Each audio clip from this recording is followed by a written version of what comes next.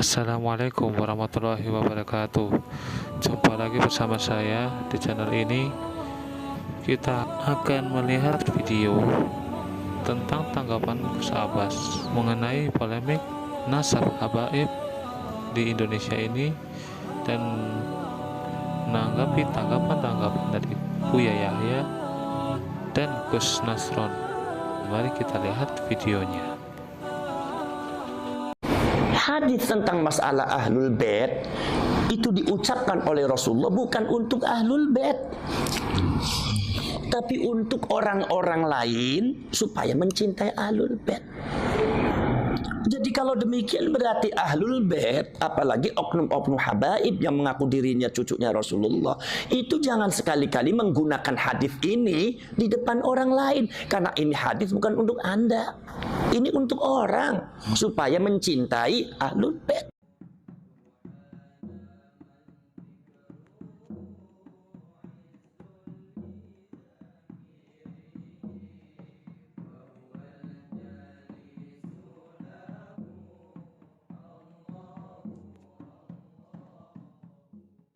Assalamualaikum warahmatullahi wabarakatuh. Waalaikumsalam warahmatullahi wabarakatuh. Ini Gus, kita bersama sahabat-sahabat di sini silaturahim ya.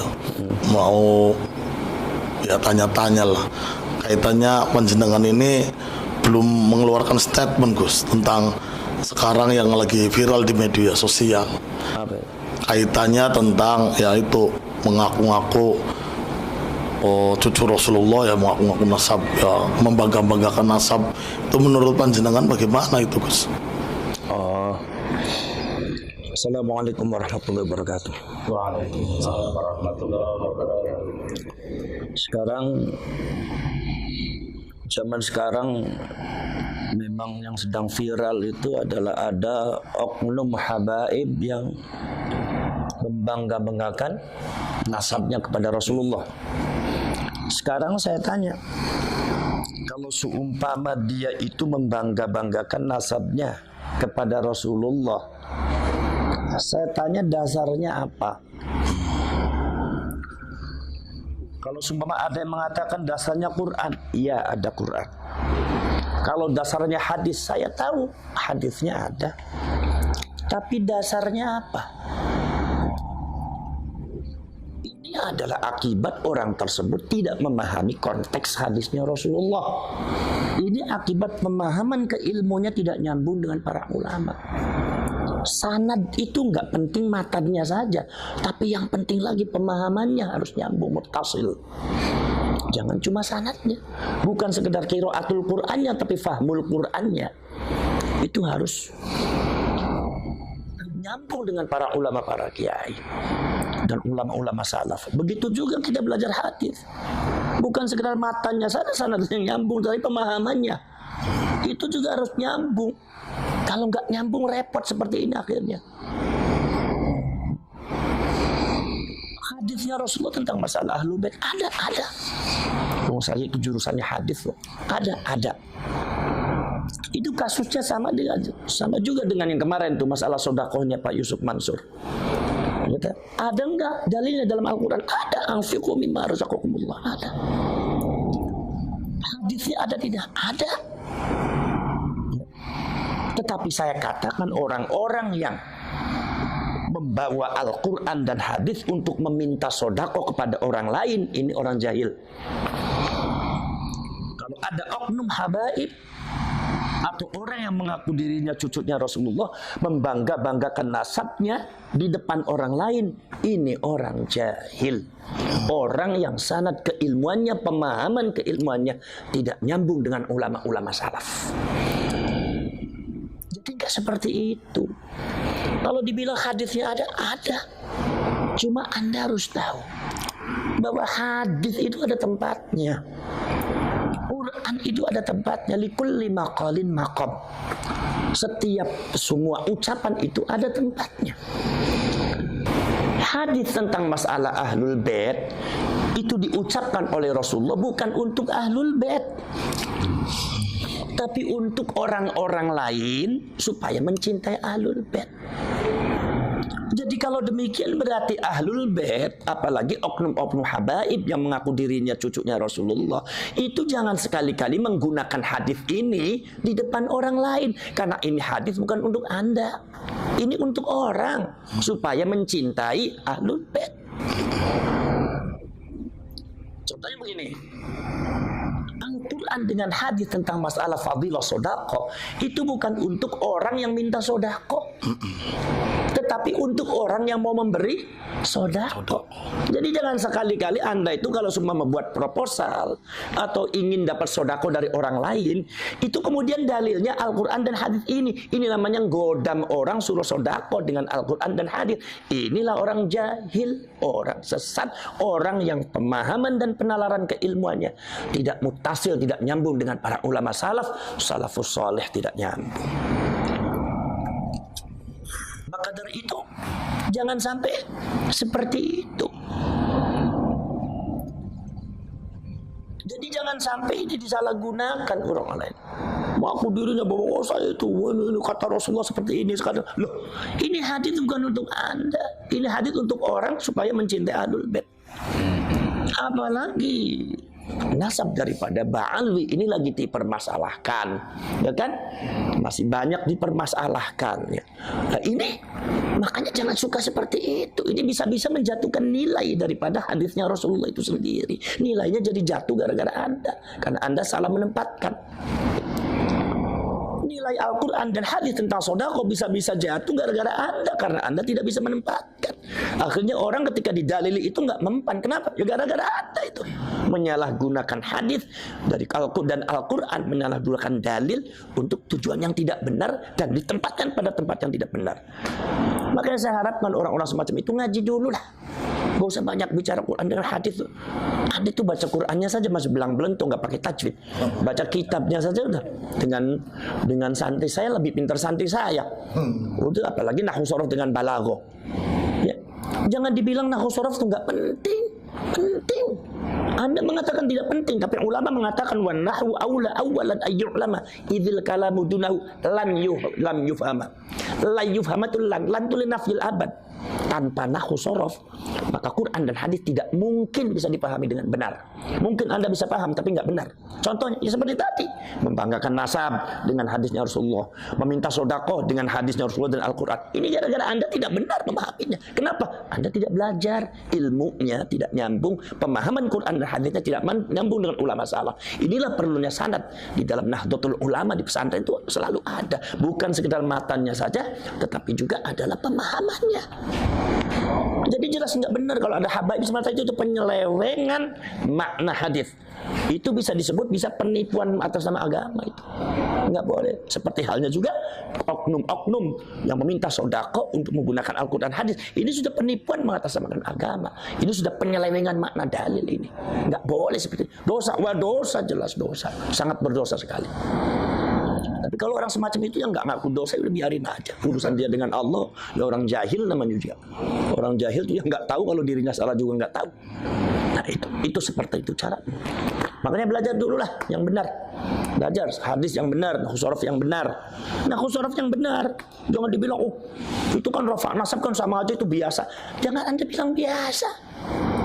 Innallaha bari'um minal musyrikin wa rasulah. Ini harus wa rasulah.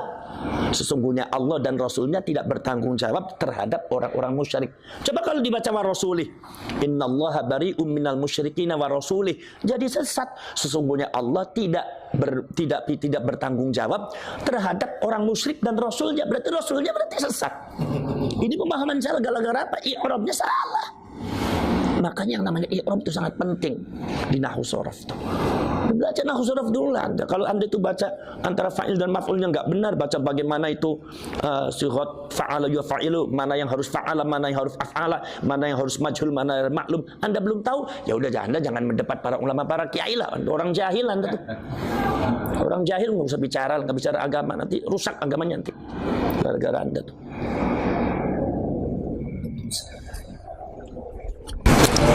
ini sih Gus, kaitannya tentang katanya ada salah satu oknum ya Habib berkata bahwa satu orang Habib bodoh itu lebih utama ketimbang 70 ulama atau kiai alim. Itu sebetulnya bukan Habib bodoh itu. Kalau ada Habib yang bicara seperti itu, oknum Habib bicara seperti itu salah itu. Oh, iya. Bukan Habib, itu ada kata-kata ulama itu Syarif. Dan Syarif itu bukan Habib. Syarif ya dari Wali Songo Habib. Syarif Sayyid keturunan Sayyidina Hasan Husain. Kalau Habib keturunannya dari Habib Alwi. Ba'alwi ini masih banyak diragukan oleh beberapa nakobatul asyraf. Jadi Syarif di sini jangan dimaknakan Habib. Satu. Nomor dua, ini makalah dari siapa? Kalau hadis dari siapa ini? Ini perlu dikritisi. Jangan sampai makna makalah, apalagi makalahnya ulama atau hadis dhaif, ternyata maknanya mukhalifun linnas, bertentangan dengan nas Al-Quran, bertentangan dengan nas hadis yang lebih sahih. Sekarang saya tanya, Anda tuh belajar sama orang bodoh, belajar apanya? Sampai belajar Al-Quran sama orang yang bodoh akal Al-Quran, belajar apanya? Kira-kira dapat Al-Qurannya benar apa tidak? Enggak. Bacaannya benar apa tidak? Maknanya, fahamannya, pemahamannya benar apa tidak? Belajar dari bodoh-bodoh, belajar apanya? Ini berarti hadis ini kalaupun dhaif, kalau pilih hadis dhaif, mukhalifun linnas, itu bisa dianggap batal. Maudhu ya. Bukan maudhu. Beda lagi kalau maudhu. Anda kalau nggak ngerti hadis jangan bicara hadis. Seperti itu. Ya, jadi artinya apa namanya? Kalau Anda itu kalau semua belajar pada orang alim yang benar ya Rasulullah itu. Belajar sama orang alim. Al ulama warasatul anbiya, bukan al habaib, bukan al quraba yang dekat, bukan. Al ulama warasatul anbiya, itu yang harus dituntut kita. Siapapun yang alim, baik itu dari zurriyatul rasul atau bukan zurriyatul rasul, belajarlah kalian kepada orang alim. Ya, kalau ada zurriyatul rasul enggak alim, ya jangan belajar, tapi kita tetap menghormati sebatas penghormatan biasa, jangan terlalu hulat, jangan terlalu keterlaluan, sebab nanti hulat itu jelas nggak bagus. Innallaha la yuhibbul mu'tadin. Gusti Allah itu tidak menyukai orang-orang yang melewati batas, melampaui batas, keterlaluan apa sehingga seolah-olah selain ini salah semua, yang benar adalah ini. Nggak boleh seperti itu. Ya, itu. Dah. Ada lagi? Ada lagi, Gus. Ya. Ada yang mengatakan bahwa keabsahan nasab Balawi itu diragukan, yaitu dari Kiai Imaduddin Usman Al-Bantani. Beliau mengeluarkan sebuah tesis ilmiah tentang nasab, bahwa nasab Ba'alawi itu tidak nyambung kepada Rasulullah.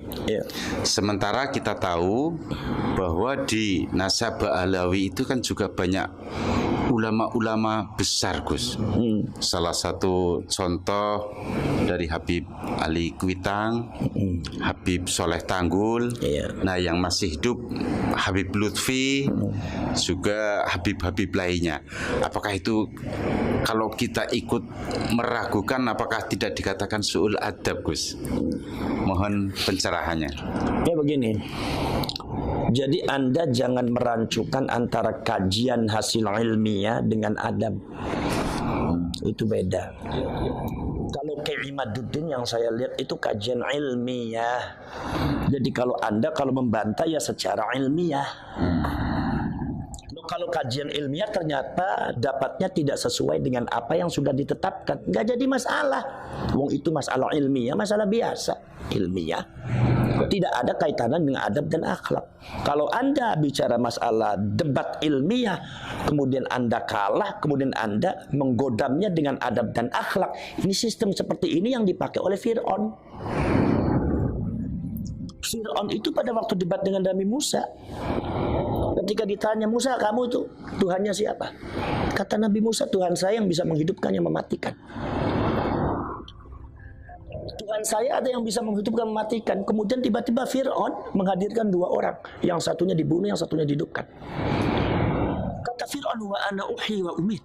Saya juga menghidupkan tuh, saya juga bisa mematikan. Artinya kalau memang Tuhan kamu adalah menghidupkan dan mematikan, saya juga bisa. Akhirnya kata-kata Nabi Musa apa? Tuhan saya adalah Tuhan yang bisa memindahkan matahari dari timur ke barat, mendatangkan bulan ketika malam dan melenyapkan ketika siang. Tuhan saya Tuhan yang bisa menggeser matahari. Di situ Fir'aun lemah, logikanya kalah, debatnya kalah. Lah Fir'aun baru menggodamnya dengan apa? Ya dengan kayak tadi, otoritas. Musa, ya, kamu tuh kurang ajar. Bukankah kamu telah diurus sama saya dari kecil? Kamu kan diurus sama saya dari kecil. Begitu besar kamu kurang ajar sama saya. Boro-boro kamu terima kasih. Lah, Fir'aun itu merancukan antara debat ilmiah ya dengan otoritas. Ini bukan bicara masalah otoritas Nabi Musa itu menghormati atau tidak, tetapi ini adalah masalah ilmiah. Ketika Fir'aun tanya seperti itu, ya Nabi Musa jawab. Ketika Nabi Musa itu memenangkan perdebatan itu, maka Fir'aun menggodam Nabi Musa dengan otoritas. Jadi itu caranya Fir'aun mengalahkan orang. Jangan seperti itu. Anda mau begini, seumpama saya urusan dengan santri saya, begitu urusan sayanya kalah, saya bilang kamu kurang ajar sama guru. Bukankah saya itu ngajar kamu dari mulai kamu nggak bisa sampai sekarang besar, begitu besar kamu sekarang tentang saya. Lah nggak boleh seperti itu. Itu namanya tidak ilmiah. Anda tidak memahami konteks ilmiah namanya. Nah, masalah kajian kayak Imaduddin kajian ilmiah dan itu sah-sah saja kajian masalah. Bukan berarti kayak Imaduddin itu kemudian tidak menghormati Aba Lutfi, Habib Ali, tidak menghormati Sahibur Ratil Kubra, Habib Abdullah bin Alwi Al-Haddad atau para habaib yang lain ulama-ulama. Bukan masalah itu. Ya, itu masalah ilmiah. Debat dengan ilmiah saja, nggak apa-apa. Dan kajian-kajiannya juga bagus. Titen kayak Imad itu bagus. Saya sudah lihat itu Titen bagus. Lah, kemudian contoh begini. Imam Malik bin Anas Al-Asbuhi itu adalah muridnya adalah gurunya Imam Syafi'i. Tapi Imam Syafi'i berbeda dengan Imam Malik. Ketika Imam Malik ketika subuh tidak kunut, maka Imam Syafi'i kunut. Debat luar biasa. Bahkan di dalam sejarahnya sanad Ali dipegang oleh Imam Syafi'i itu lebih kuat daripada sanad yang dipegang oleh Imam Malik dalam kitab Muwatta'nya. Sehingga timbullah setelah Imam Syafi'i timbul Imam Bukhari yang punya kitab Sahihul Bukhari yang disebut dengan As-Sahihul Kutub Ba'dal Quran. Artinya bukan Muwatta'. Apakah ini berarti Imam Bukhari kurang ajar sama Imam Malik? Imam Malik bukan seperti itu. Atau Imam Bukhari kurang ajar sama Imam Syafi'i? Atau Imam Syafi'i kurang ajar sama Imam Malik? Oh, Anda jangan seperti itu, bukan itu. Ini adalah kajian ilmiah yang sifatnya peradaban keilmuan. Ya, ilmu harus dinamis, harus maju, harus dinamis. Dan ini di Indonesia saya lihat fenomenanya bagus. Jangan dianggap negatif, ini justru bagus tuh. Dulu perdebatan semacam ini ada di Mesir. Sekarang Mesir mungkin sudah mulai mulai kendor. Sekarang di Indonesia bagus.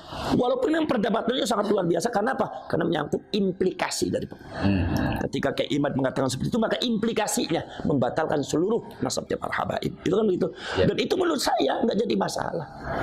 Kalau memang kajian Kiai Imad itu benar, dan saya lihat itu memang benar, ya, dalam bukti-bukti data-datanya itu validitasnya itu bisa dipertanggungjawabkan. Makanya Kiai Imad kenceng.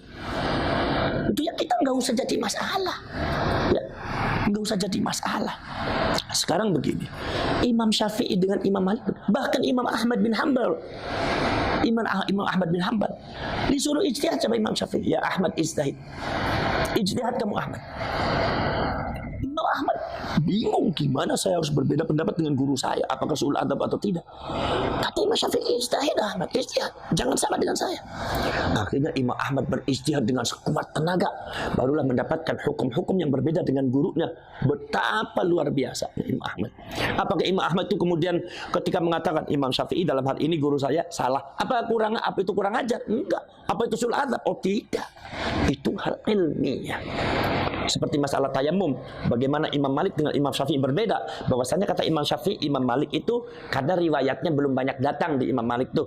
Riwayat masalah tayamum itu datang banyak lengkap ketika saya datang. Ketika saya ada, saya mencari data-data tentang masalah tayamum, ternyata seperti ini. Berbeda dengan Imam Malik. Berbeda pada waktu di guru saya belum lengkap ini haditsnya. Itu bukan berarti Imam Syafi'i itu suul adab terhadap Imam Malik, bukan. Jangan jangan dimaknai seperti itu. Ini bicara masalah agama. Ini bicara masalah konteks ilmiah. Jadi kalau Anda bantah saja secara ilmiah. Nggak usah dengan pakai narasi kebencian. Kemudian juga dengan pakai podcast yang nggak benar. Anda datang ke Kiimat katakan debat ilmiah. Saksinya mana? Tapi kalau debat saya minta ya lawannya yang selevel gitu. Kalau lawannya ya Allah, yang lawannya yang datang ada yang dari Lampung itu, atau yang dari apalagi sumama yang lawannya itu sumama Bahar bin Smith itu, ya itu ya bukan levelnya Kiimat, mohon maaf. Itu ngaji kitabnya juga karu-karuan. Kiimat tuh karyanya saja 17 itu bagus. Saya yang alhamdulillah saya juga sudah menyelesaikan S3 tahun 2009 itu. Saya tahu persis. Beliau orang pintar dan ilmiah sekali. Jadi lawannya jangan itu. Jadi lawannya bagaimana? Lawannya saya minta Kiimat kalau sumama diajak debat ya sama orang-orang yang kredibilitas keilmuannya tidak ada, jangan mau. Buat apa debat dengan orang jahil? Ya omongannya nggak karuan, akhirnya jadi fitnah. Namanya orang jahil kan ngomongnya kadang-kadang keras, kasar, kadang nggak bagus. Sayang Kiimatnya, sayang keilmuannya. Debatlah dengan orang yang kredibilitasnya terjamin, minimal dengan Robitoh Alawiyah, ulama-ulamanya kumpulkan, debat di situ. Itu namanya ilmiah, itu bagus. Kalau semua dekat dengan orang-orang yang ya Allah, ya mohon maaf itu. Saya juga bisa membaca dari karakternya, dari cara bicaranya. Ini orang nggak ilmiah, ngapain juga Kiimat debat dengan orang semacam itu? Orang jahil, nggak usah diladeni. Kalau orang jahil itu nggak usah, itu nggak ada manfaatnya, biarin aja. Di atas ada Allah Subhanahu Wa Taala. Nggak usah jadi pikiran dan jadi apa. Yang penting Kiimat tetap pada itu. Dan saya dukung ya perjuangannya Kiimat tuh. Kalau memang itu, karena apa? Karena ini persoalannya bukan masalah persoalan Kiimat. Kalau Anda mengatakan itu masalah Kiimat, oh bukan, Anda salah paham. Itu sejak dulu sudah ada, sejak zamannya abad ke-8 Imam Fakhruddin Ar-Razi sudah menyatakan bahwasanya Sayyid Ahmad tidak memiliki orang yang bernama anak yang bernama Abdullah. Sehingga pada waktu abad ke-13 Syarif Abdul Rafiq, penguasa Hijaz ketika itu dari Syarif Al-Hasani, itu melarang kaum Ba'alwi memakai nama Sayyid dan Syarif.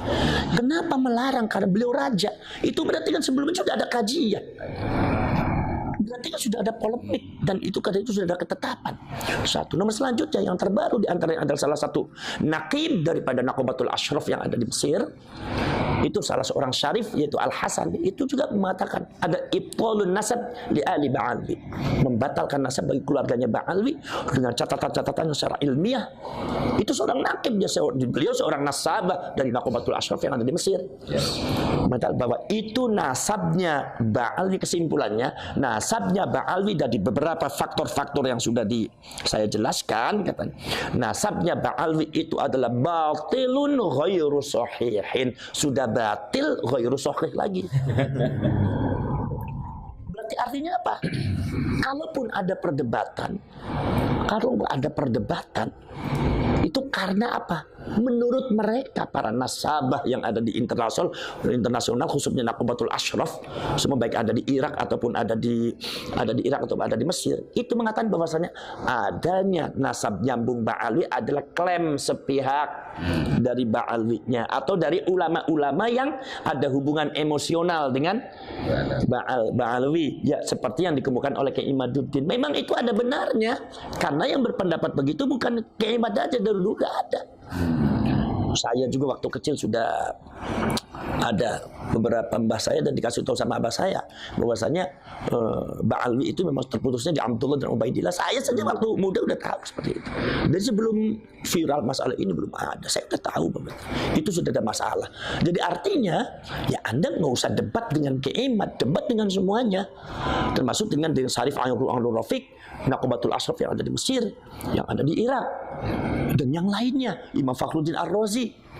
Itu jadi artinya ini masalah ilmiah, dan menurut saya nggak jadi masalah mau nyambung atau tidak. Yang penting artinya ketika ilmiah itu dikemukakan, itu Anda jangan bicara bahwa oh itu berarti kurang ajar sama ulama ini. Bukan. Namanya Aba Lutfi, namanya Habib Ali Kuitang, apalagi ya, kemudian Abdullah bin Ali Al-Haddad Sahibul Ratib, kemudian seumpama para Habib Umar bin Hafiz. Itu mereka adalah ulama-ulama besar. Itu mereka adalah waliullah, ulama besar, banyak muridnya, sahibul karamah wal barakah. Tidak berkurang karomahnya walaupun semua nasabnya nggak nyambung juga. Walaupun menurut kajian ilmiah nasabnya nggak nyambung, itu tidak berkurang. Mereka tetap orang mulia, orang alim yang kita patut meminta barokahnya, meminta karomahnya, meminta apa namanya, fuyudatul ilahiyah, yaitu anugerah-anugerah dari Allah Subhanahu wa taala. Karena kaum Ba'alwi ini kalau seumpama dari segi nasab itu tidak nyambung, itu menurut saya nggak usah jadi masalah. Karena kemuliaan kaum Ba'alwi itu bukan terletak pada itu saja. Kaum Ba'alwi itu saya lihat sejarahnya itu ternyata banyak minal mutasawwifin, banyak kaum sufi. Bahkan rotib pun banyak tuh, rotibul hatab, rotibul atas, rotibul sakrat. Itu semua dari kaum Ba'alwi semua. Dan banyak jadi orang alim dan banyak aulia, wali-wali. Habib Soleh Tanggul jadi waliullah, Habib Husain Ali terus jadi wali, banyak waliullah itu. Jadi artinya tidak akan berkurang lah. Nah, itu maka dari itu kita tetap menghormati Ba'alwi, ulama-ulama yang alim.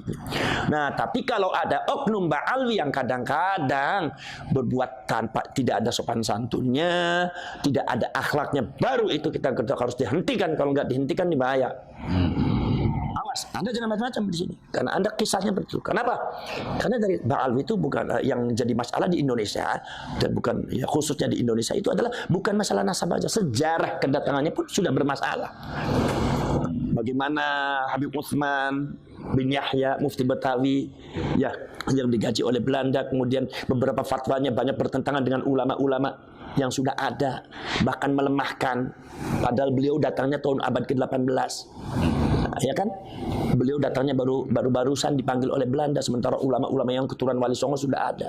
Ya kan, bagaimana Syarifah Fatimah, di mana Syarifah Fatimah bekerja sama dengan dengan Belanda untuk mendapatkan Kesultanan Banten, di mana keturunan aslinya yang dari Banten itu yang anak terbesarnya itu dibuang di Ambon, sementara Syarifah Fatimah Abdullah dijadikan Sultan oleh Banten dan akhirnya mendapatkan masalah. Akhirnya malah Belandanya akhirnya menghukum Syarifah Fatimah dengan Syarif Abdullah.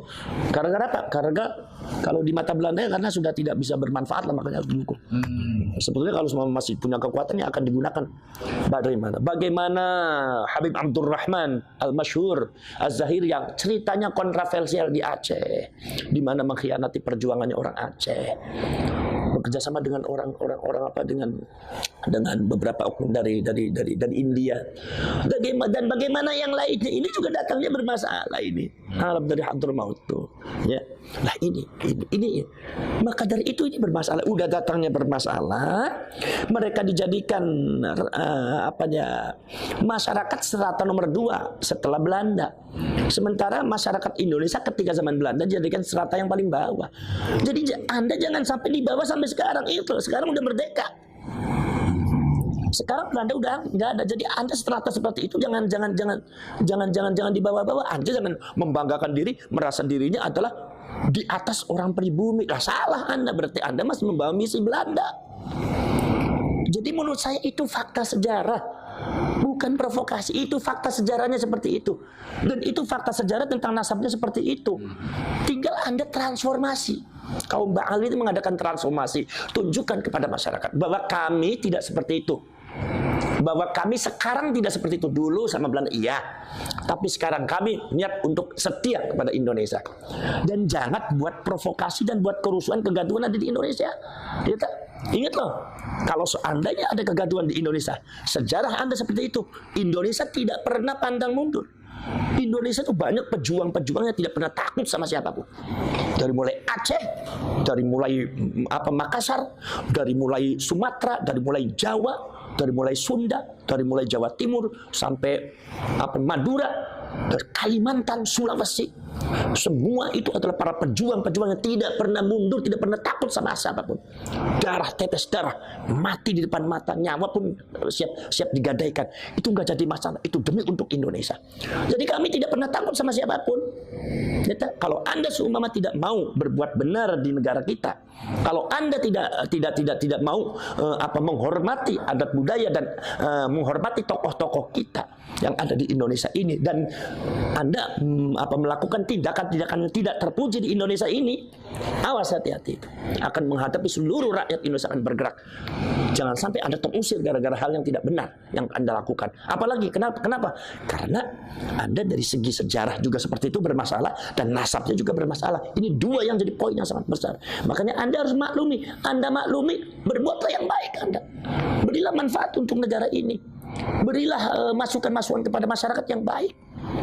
Berilah contoh yang baik. Berilah akhlak yang baik. Jangan sampai Anda menggombar-gomborkan dirinya sebagai nasabnya Rasulullah, ini cucunya Rasulullah, tapi nyatanya Anda akhlaknya seperti setan dan iblis. Kata Rasulullah, takhayyaru li nutfikum fa innal 'irqa dassas.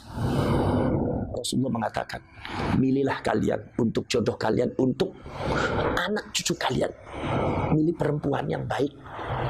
Fa innal 'irqa dassas, karena darah itu meresap. Resapannya darahnya Rasulullah, ya akhlaknya baik, ya tawadu, seperti akhlak-akhlak dan ketawaduannya cucunya Rasulullah dari Wali Songo. Mereka cucunya Rasulullah, tapi mereka tidak pernah menonjolkan dirinya sebagai cucunya Rasulullah. Bahkan mereka menghormati orang lain seolah-olah mereka bukan cucunya Rasulullah. Coba anak keturunannya Wali Songo berapa tahun tidak pernah mengakui, bahkan ada yang mengatakan itu adalah palsu. Apakah bergejolak? Tidak, biasa saja. Kenapa? Karena kemuliaan bagi kami bukan terletak pada nasab. Maniftakhara bin nasabi wal abad dhahabat barakatuh. Barang siapa yang sombong akan nasabnya dan menyombongkan bapaknya dan nasabnya, maka hilang barokahnya. Kami tidak akan seperti itu. Maka abah kami, mbah kami, datuk kami tidak pernah mengajarkan untuk membanggakan nasab. Makanya kebanyakan nasab mereka dipegang oleh orang yang dipercaya, mastur yang lain tidak kasih tahu. Kenapa? Barangkali ada orang keracunan nasab, mabok nasab, akhirnya berbuat sesuatu yang tidak benar. Ini sungguh yang namanya darah itu meresap. Anda darahnya siapa? Darahnya Rasulullah. Akhlaknya akan seperti ini. Anda seperti itu. Apa betul Anda darahnya Rasulullah? Apalagi Anda sejarahnya seperti ini. Apalagi Anda secara nasab Anda seperti ini. Sementara Anda perilakunya seperti ini. Jangan-jangan itu benar bahwa Anda itu bukan cucunya Rasulullah. Jangan-jangan itu benar bahwa Anda itu adalah orang Yahudi yang sukanya memberontak. Jangan sampai masyarakat punya asumsi seperti itu. Adakan transformasi secepatnya. Jadi masyarakat Ba'alwi, udah kami diakui sebagai nasabnya Rasulullah atau tidak, udah kami yang penting berilah kiprah yang positif terhadap negara Indonesia, bangsa Indonesia. Jangan buat kekacauan, jangan buat kegaduhan, jangan menanamkan hal-hal yang tidak baik, jangan meracuni masyarakat untuk benci kepada ini, benci kepada ini, benci kepada ini. Apalagi mengucapkan kata-kata yang tidak sopan. Mana ada cucunya Rasulullah bicara seperti itu. Jadi akhirnya masyarakat sudah asumsi sudah jelek bahwa oh ini akan seperti, oh berarti seperti ini, berarti karena fa innal 'irqa dassas, yang namanya darah itu meresap. Anda resapannya dari siapa? Kalau dari Rasulullah akan seperti ini. Karena akhlaquhul Quran, akhlaknya Rasulullah adalah Al-Quran. Ya kan? Rasulullah dibanggakan oleh Allah Subhanahu wa taala, fa innaka la'ala khuluqin azim. Akhlaknya Rasulullah menonjol ke akhlaknya. Maka yang meresap kepada anak cucunya adalah akhlaknya.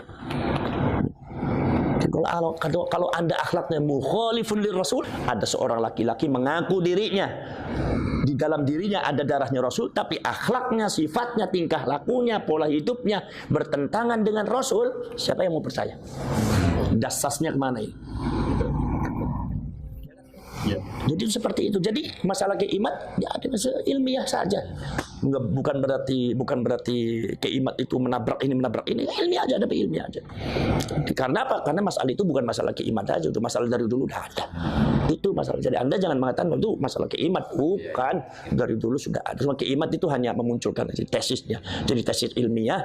Jadi Anda kalau mau mendebat ilmiah lewat keimat, yang Anda debat bukan sekeimat saja, termasuk Imam Fakhruddin Ar-Razi, Syarif Aun-Rafiq dan ulama-ulama Hijaz zaman dulu, termasuk Naqubatul Ashraf. Kalau memang ilmiah silakan bertahankan.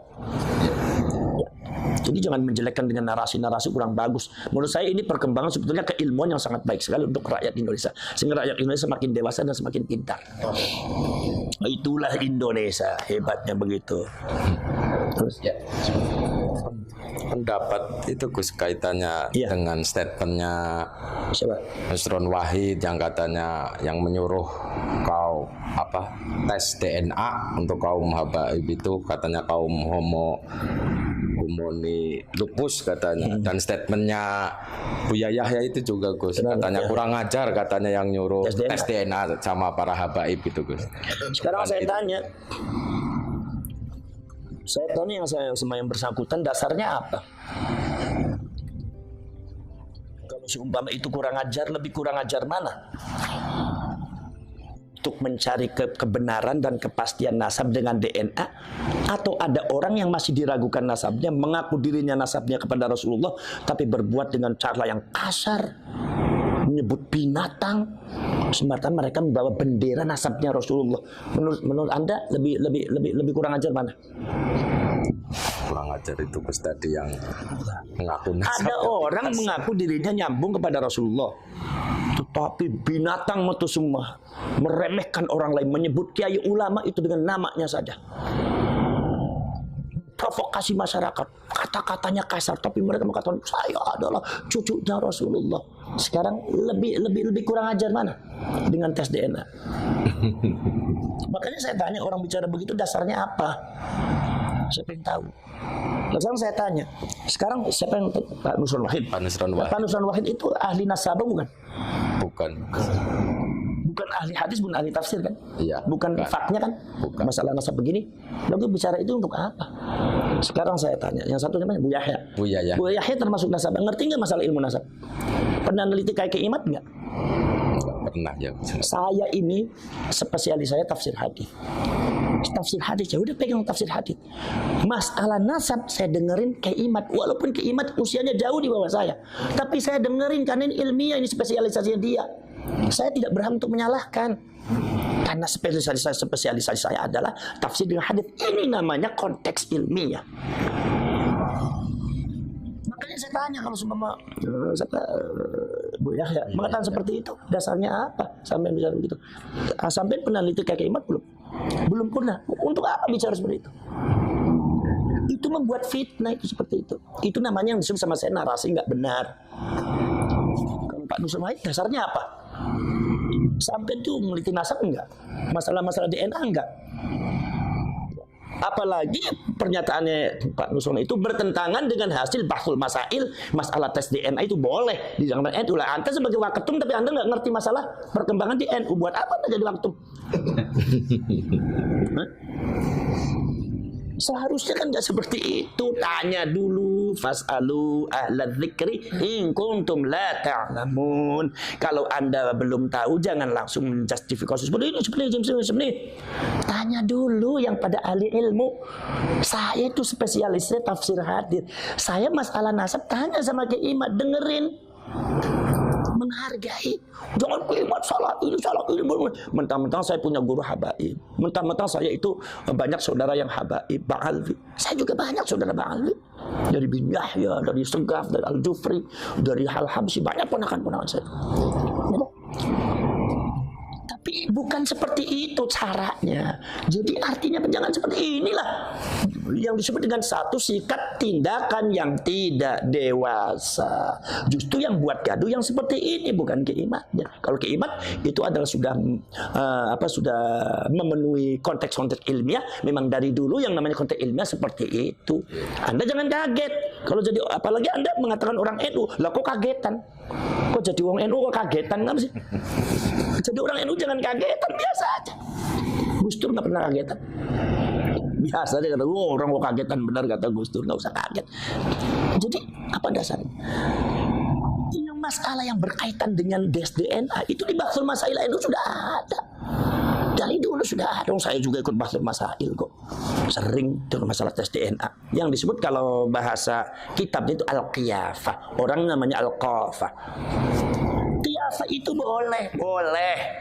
Bukan wajib. Awal asal hukumnya boleh. Awas nih, boleh dulu nih. Boleh. Ketika apa? Satu. Kalian di kitab Majmu' aja. Syarah Muhadzab. Ketika satu adalah adamul bayyinat li itsbatin nasab atau li ilhaqin nasab. Tidak ada saksi, baik saksi ilmiah atau seumpama saksi orang atau saksi apalah yang menyebabkan bahwa itu ada ketetapan subutun nasab. Tidak ada saksi, maka boleh dengan cara qiyafah, DNA. Kalau sekarang itu DNA. Satu. Nomor dua, ketika ta'arudul bayyinat, ada saksi-saksi tapi bertentangan. Yang satu mengatakan iya, yang satu mengatakan tidak, yang satu mengatakan batal, yang satu mengatakan tetap. Nah ini boleh di situ pakai tes DNA. Itu asal hukumnya boleh. Tapi sekarang karena implikasi daripada pengakuan kaum Ba'alwi mengatakan dirinya sebagai cucunya Rasulullah, bahkan condong memonopoli, bahwa seolah-olah kalau dari golongan bukan dari golongan dia bukan cucunya Rasul, ya kan? Sehingga ada habaib yang kadang-kadang jahil mengatakan bahwasanya kalau nggak ada di catatan Rabi'ah Alawiyahnya berarti bukan Habib, berarti Habib palsu. Ini jahil nih. Ada seperti itu tuh, ada tuh. Ya kan? Itu artinya apa? Artinya ada sebenarnya monopoli namanya. Berarti kan ada di kalangan mereka itu ada satu asumsi yang memonopoli bahwa seolah-olah keturunannya Rasulullah hanya dari golongan dia. Nah, ini jangan sampai terjadi seperti itu. Jangan sampai terjadi seperti itu. Maka di sini harus boleh kalau terjadi saksi-saksinya itu terjadi perbedaan pendapat. Boleh inda ta'arudul bayyinat, maka boleh qiyafah, boleh dengan cara tes DNA. Itu boleh. Lah cuma sekarang karena implikasinya itu sangat besar karena menyangkut fitnah umat. Kita di mana ketika monopoli kaum Ba'alwi cucunya Rasulullah, ada beberapa oknum yang seperti itu, enggak semuanya. Oknum yang seperti itu sehingga masyarakatnya banyak yang terbawa dengan akhlak-akhlak yang tidak terpuji. Ya kita lihat aja ada beberapa kadang-kadang memanggil nama kiai, manggil nama Buya Said Agil, kadang-kadang cuma si Said. Kemudian Kiai Ma'ruf Amin dipanggilnya si Ma'ruf. Itu kan jelas ini adalah ajaran-ajaran mereka. Karena ada oknum Ba'alwi mengatakan bahwasanya kalau manggil selain kita jangan panggil panggilan kehormatannya, panggil namanya aja, kalau enggak namanya panggil si. Kita buat fitnah yang diterima oleh masyarakat. Ya Allah, ini termasuk dari oknum Ba'alwi itu. Sehingga kita sendiri bingung kenapa orang yang mengaku dirinya Rasulullah tapi kok seperti itu. Artinya ketika ini dibiarkan maka fitnahnya luar biasa. Sementara klaim mereka tetap saja bahwa Ba'alwi itu adalah merupakan sunnahnya Kanjeng Nabi. Itu karena itu. Lah maka ketika itu menghormati cucunya Rasulullah itu wajib. Zuriatnya Rasulullah itu wajib. Maka dari itu itsbatun nasab, menetapkan nasab sebagai cucunya Rasulullah dengan wasilah-wasilah apapun, apalagi yang bersifat at-tibbus syar'i, kedokteran bersifat syariat, kata Imam Nawawi dalam kitab Majmu' seperti itu. Boleh al-isti'anah bit-tibbus syar'i, menggunakan dengan dokter yang bersifat syariah, itu boleh, diantaranya dengan tes DNA. Maka ini akhirnya tes DNA yang tadinya berupa wasilah karena ini sudah mendekati implikasi daripada maksud yang karena wasilah ini kemudian sangat penting menentukan daripada maksud.